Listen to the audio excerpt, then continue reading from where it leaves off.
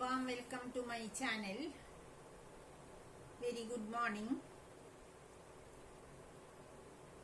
When we go through the chapter electricity, we came to know that the electricity can produce various effects. One such effect that we covered is heating effect and is called as heating effect of electric current. What is that heating effect of electric current? That is, when current passing through a conductor, some amount of heat is produced. This effect is called heating effect of electric current. This heating effect is applied in various gadgets or appliances in our daily life. Let us see how this is applied in our daily life. That is we discussed here. The topic is application of heating effect of electric current. First use we use in electric iron, electric toaster, electric kettle, geysers, etc. How these are working, how these equipments are working, that we have to know by the application of heating effect. These gadgets, these appliances contain high resistance wires, and usually nichrome alloy is used.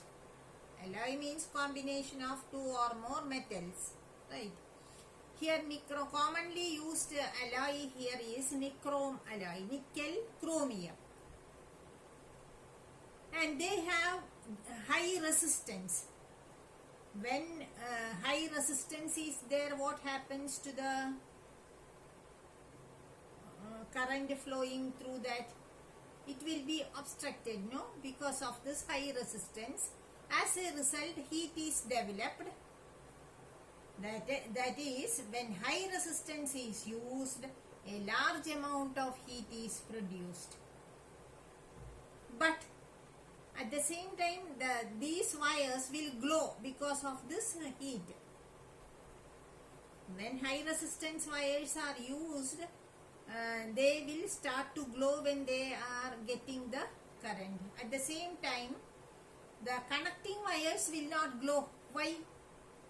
The connecting wires that we used here are copper wires, and they have very low resistance, and negligible heat is produced.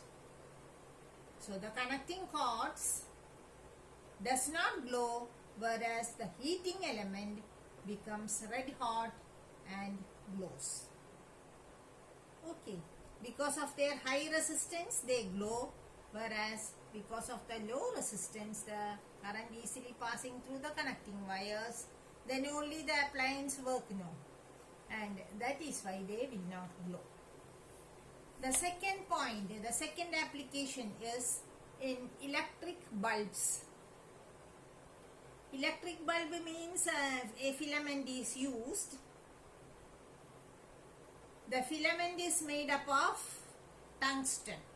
The metal used here is tungsten, and it has a very high resistance.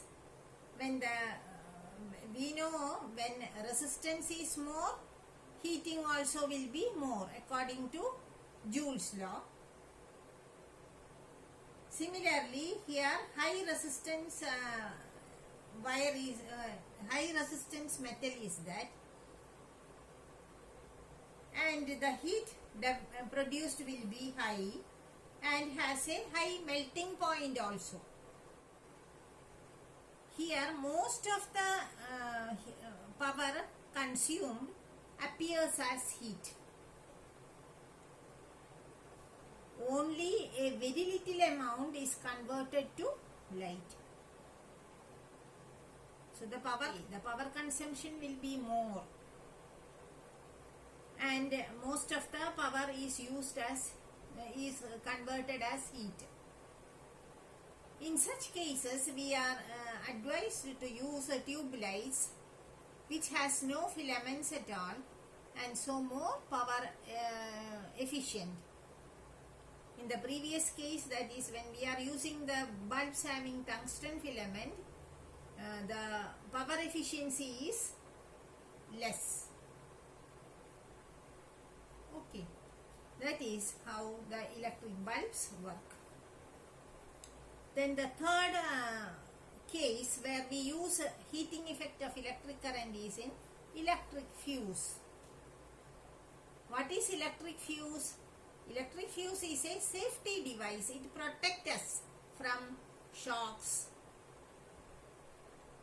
Right, from shocks it protects us. How it protects us? It is a thin wire and is of short length.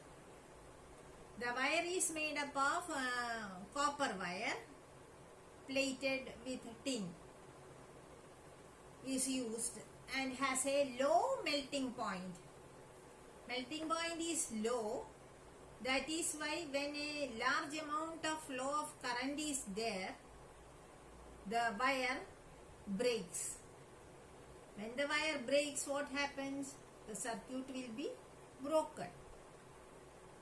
When the circuit is broken, no more flow of current is there and thus it protects the device as well as us also from shocks.